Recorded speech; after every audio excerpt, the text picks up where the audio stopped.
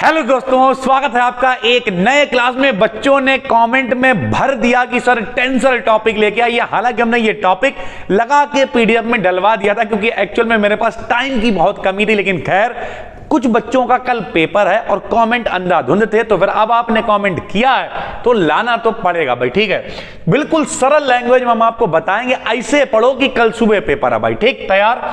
सबसे पहले टेंसर होता क्या यार, इससे पहले हमें क्या करना पड़ेगा, थोड़ा छोटे क्लास में चलना पड़ेगा। हम लोग 9th क्लास में पहुंचते हैं, मास्टर आता सिखाता है बच्चों, दो राशियां होती हैं, एक होती है सदिश और एक होती है अदिश। फिर सर जी कहते हैं सादिश, दिशा सहित, जिसमें दिशा यानी डायरेक्शन होती है उसे हम लोग कहते हैं सदिश। और आदिश, दिशा नहीं, जिसमें दिशा नहीं होती है उसे हम लोग कहते हैं अदिश। इंग्लिश में हम लोग इसे कहा करते थे भैया वेक्टर, और इसे कहा करते थे स्केलर। क्या कहते थे? स्केलर। तो भैया सरल भाषा ये हुई कि वे राशियां जिनमें भैया दिशा हुआ करती थी उन्हें हम लोग सदिश कहा करते थे, और जिनमें नहीं होती थी उन्हें अदिश कहा करते थे। इतनी बात हम लोगों ने पढ़ी, 9th में पढ़ी, 11th में पढ़ी। लेकिन फिर ये टेंसर क्या आ गया भैया? टेंसर को शायद हिंदी में कहते हैं प्रदिश। ठीक है, इसे हम बहुत सरल भाषा में मोटा मोटा आपको बताए दे रहे हैं। दिशा नहीं है, अदिश है। दिशा है, सदिश है। अगर दिशा एक से ज्यादा है, दो दिशा हैं, दो से ज्यादा है, तब हम लोग उसे कहते हैं टेंसर। क्या कहते हैं? टेंसर। बिल्कुल हमने ये खुद ही लिखा बैठ के अभी, बिल्कुल बेसिक लैंग्वेज में। इनके बारे में बताया किसने? गॉस ने बताया था। गॉस का नाम आपने सुन रखा है। इनकी सहायता से हम लोग जनरल थ्योरी ऑफ रिलेटिविटी है, मैकेनिक्स है, इन सबको आसानी से समझ सकते हैं। ठीक है भाई, प्रॉपर डिटेल में है ये पीडीएफ। ठीक है, ये नहीं हवाबाजी करके चलेगा। इसमें हम आपको बेसिक से रिलेटेड सब कुछ बता देंगे। इनवेरिएंट क्या होता है, सिमेट्रिक क्या होता है, एसिमेट्रिक क्या होता है, पूरी देखो वीडियो, भले भगा भगा के देख लो। ठीक है, तो हमने लिख दिया कुछ ऐसी क्वांटिटीज जो दो या दो से अधिक डायरेक्शंस रखती हैं, इन क्वांटिटीज को हम लोग टेंसर कहते हैं। बात खत्म हो गई। क्या कह रहे हैं हम? जिनमें दिशा नहीं, अदिश, जिनमें दिशा है, सदिश यानी वेक्टर, और जिनमें एक से ज्यादा डायरेक्शन है, दो हैं, दो से ज्यादा हैं, तब हम लोग उन क्वांटिटीज को क्या कह देते हैं? टेंसर कह देते हैं। नीचे हमने भाई आपको लिख के भी दिखाया है। क्या है? किसी स्केलर में कोई डायरेक्शन नहीं होती, इसलिए इसे हम लोग कहेंगे जीरो ऑर्डर टेंसर। क्या कहेंगे? जीरो ऑर्डर टेंसर हम लोग कह सकते हैं। अब यहां पे कहीं ऑर्डर की फॉर्म में भी लिखे जाते हैं। टेंसर क्या करेगा? टेंसर, हम अगर कोई कहे स्केलर क्वांटिटी, उसे टेंसर कैसे कहोगे? जैसे मान लिया, भाई आपको एग्जांपल बताते हैं। अभी कोई कहे, मान लिया आपने 1 लाख सब्सक्राइबर्स हैं, ठीक है, कोई कहे यार भाई 1 मिलियन सब्सक्राइबर्स का मतलब था 10 लाख, तुम्हारे कितने मिलियन है? तो हम कह सकते हैं मेरे 0.1 मिलियन है।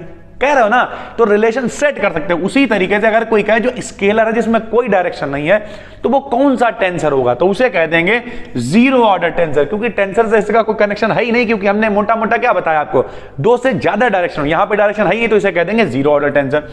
उसी तरीके से मान लिया किसी में एक है, वेक्टर है, तो उसे कह देंगे 1 ऑर्डर टेंसर, क्योंकि उसमें डायरेक्शन कितनी होती है? एक। तो वेक्टर को ही हम लोग कह देते हैं फर्स्ट ऑर्डर टेंसर या 1 ऑर्डर टेंसर, और हम लोग इसे स्केलर यानी अदिश को ही कह देते हैं जीरो ऑर्डर टेंसर। ठीक है, जबकि वे क्वांटिटीज जिनमें दो डायरेक्शंस होती हैं सेकंड ऑर्डर टेंसर कहलाते हैं। जैसे सरफेस टेंशन यानी पृष्ठ तनाव। पृष्ठ तनाव क्या होता है? बल बटे लंबाई। लंबाई सिंगल है ना, तो यानी इसका मतलब क्या, ये सिंगल ऑर्डर है। जबकि स्ट्रेस, प्रतिबल कह लो, जैसे प्रतिबल बराबर बल बटे क्षेत्रफल भी है नीचे, तो डबल डायरेक्शन चलेगी, तो इसे क्या कहते हैं? Second order tensor. ठीक है भाई, तो इस तरीके से हमने आपको ऑर्डर बता दिया। अब कंडीशन पे आ जाओ, टाइप।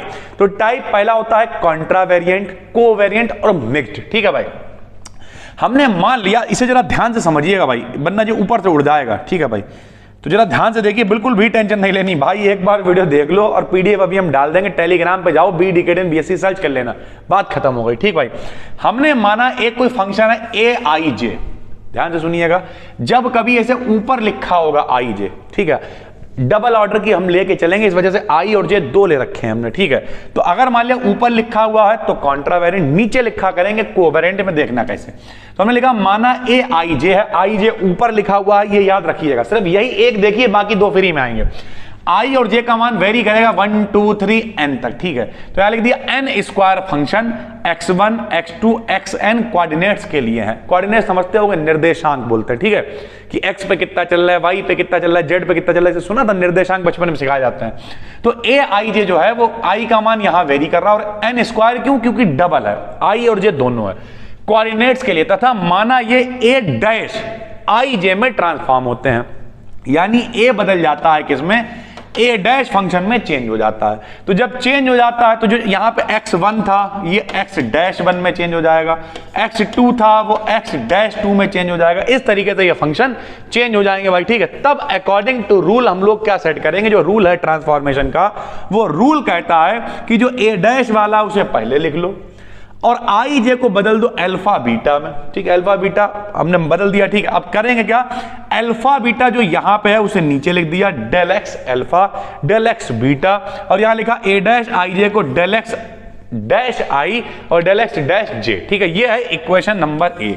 ये कहां से उठा ला है सर जी, तो सर जी ये लेके आए अकॉर्डिंग टू रूल। कौन सा रूल है, बोले सर जी जे बढ़िया समझ में ना आया रूल लिख दो, नहीं, ये ट्रांसफॉर्मेशन के रूल होते हैं। अगर आप इन्हें पूरा हल करेंगे प्रॉपर, बहुत लंबी क्वेश्चन हो जाएगी। तो आपको क्या करना है, according to rule of transformation क्या होता है कि ए डैश आई जे को हम लोग लिख सकते हैं ऐसे, ठीक है भाई।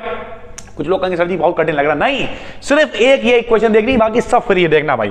तो अब देखना क्या भाई, यहां पर ये इक्वेशन बन गई। जब कभी भी इस तरीके की इक्वेशन बनेगी, इस तरीके का रिलेशन बनेगा, तब क्या कहलाएगा, ए आई जे रैंक 2 कोवेरिएंट टेंसर कहलाएगा। क्या कहलाएगा, इस कंडीशन में ए आई जे को कहेंगे हम रैंक 2 का कॉन्ट्रावेरिएंट टेंसर। क्या कहलाएंगे, कॉन्ट्रावेरिएंट। अब समझ लो, अगर आपने एक देख लिया बाकी फ्री है। बताओ, आई जे को हम लोग ऊपर की जगह लिख देंगे नीचे, सब कतई वैसे x1 x2 xn x dash n सब कुछ सेम है, बस आई जे उसमें था ऊपर, इसमें लिख दिया हमने नीचे। कंडीशन इस तरीके की कंडीशन बनेगी तब ये कहलाएगा कोवेरिएंट, ठीक है भाई। यानी जब ये कंडीशन होगी और ऊपर लिखा होगा तो उसे कहेंगे कॉन्ट्रावेरिएंट, ये कंडीशन होगी नीचे लिखा होगा तब हम लोग उसे कहेंगे कोवेरिएंट टेंसर, ठीक भाई। तीसरा होता है मिक्स्ड। मिक्स्ड में क्या है, कॉन्ट्रावेरिएंट और कोवेरिएंट दोनों को मिला दो तो वो क्या कहलाएगा, मिक्स्ड टेंसर। लो मिक्स कर दिया इस तरीके, देखिए कुछ इसमें ऊपर भी देखिए दोनों लिखा, आई ऊपर लिखा है और जे नीचे लिखा हुआ, यानी ऊपर भी लिखा हो नीचे भी लिखा हो, तब हम लोग उसे कहते हैं मिक्स्ड टेंसर, ठीक भैया। उसके बाद एडिशन, यानी टेंसरों को जोड़ते कैसे हैं, तो लिख दिया दो सेम ऑर्डर वाले टेंसर का एडिशन भी का ऑर्डर भी सेम ही तीसरा टेंसर मिल जाता है। जैसे मान लिया एफ के एल डैश डैश मान लिया, जी के एल मान लिया, दो टेंसर हैं जिनके ऑर्डर सेम है। कितने ऑर्डर हैं, दो हैं, डबल ले रखा हमने। तो जो बनेगा ए एफ के एल बी जी के एल भी एक टेंसर होगा जिसका ऑर्डर भी इनके समान होगा। यहां जहां ए और बी कोई अंक है, जुड़ते समय ए बी कुछ 1 2 3 4 कुछ भी हो सकता है। जैसे हमने लिख दिया, यदि दो टेंसर है ए आई के बी आई के, अब देखिए दो ही है तो डबल इनका हो जाए, तो इनका ऑर्डर सेम है। तब जब ये जुड़ेंगे ए आई के प्लस बी आई के बराबर सी आई के, तो ये भी एक टेंसर होगा और इसका ऑर्डर कितना होगा, 2 होगा भाई, क्योंकि इन दोनों का ऑर्डर कितना 2 है, आई और के हमने मान रखा, ठीक है।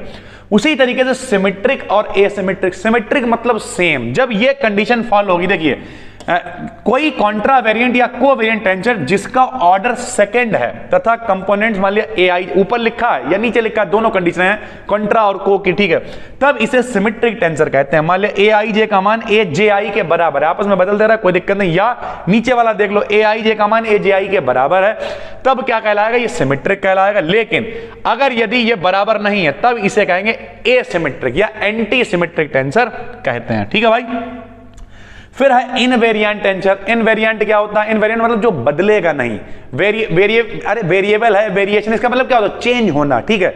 लेकिन इनवेरिएंट का मतलब जो ना बदले। तो कुछ टेंसर ऐसे होते हैं जिनकी वैल्यू सभी फ्रेम ऑफ रेफरेंसेस में सेम होती है, अतः ऐसे टेंसर जिनके कंपोनेंट सभी फ्रेम्स में इनवेरिएंट होते हैं उन्हें इनवेरिएंट टेंसर कहते हैं। ऐसा ही एक टेंसर है क्रोनिकल डेल्टा टेंसर, ठीक है भाई। तो बाकी हमने पीडीएफ डाल रखी है टेलीग्राम पे, ये भी हम डाल देंगे, पढ़ लीजिए एक बार, ठीक है। टेंसर से रिलेटेड बेसिक चीजें जितनी थी हमने सब इसमें कवर कर दी हैं। नए हैं तो चैनल को सब्सक्राइब जरूर कर दीजिए। और एमजेपीआरयू वालों के पेपर आने में भी टाइम है तो कोशिश करेंगे 1-2 वीडियो इस पर हम और ले आए, ठीक है। फिलहाल जिन लोगों का कल एग्जाम है, टेंसर से रिलेटेड चीजें यहां है। इसके अलावा आपने जो भी कुछ ले रखा है, मॉडल ले रखा है, जो भी, उसमें एक बार आप जरूर देख लें, समझ में आएगा चीजें जब आप ये सब देख के जाएंगे। बस दोस्तों, बाकी जो लोग पहली बार देख रहे हैं, पूरी प्लेलिस्ट फिजिक्स की बनी हुई है, BDKTN BSc टेलीग्राम पे जाएंगे, पीडीएफ मिल जाएगी। और BDKTN BSc जो अपना दूसरा चैनल है जिसपे भी 10,000 से ज्यादा सब्सक्राइबर्स हैं, लोग वहां पे भी जुड़ रहे हैं, लगातार कंटेंट वहां पर आ रहा है। जाइए पूरी पीडीएफ देख डालिए, महा क्लास बना रखे हैं उन्हें देख डालिए, सारी थ्योरम्स बिल्कुल आसान तरीके से करा रखी हैं। बस दोस्तों, फिर मिलते हैं, तब तक के लिए धन्यवाद।